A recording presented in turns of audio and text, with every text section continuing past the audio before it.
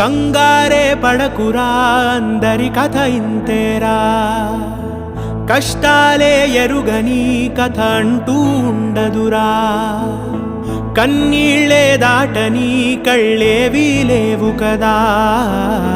కల్లోలం జరగని బ్రతుకంటూ ఉండదుగా,